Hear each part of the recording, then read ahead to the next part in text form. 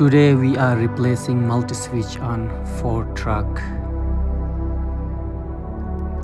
There are 3 bolts under the steering. Open them.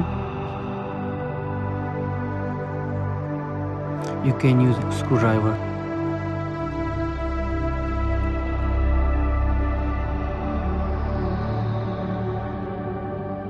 Remove the cover and the upper cover. Lift up like that, and now you will see there are 2 screws, one on the top and other is on the bottom. To open those screws you can use T20.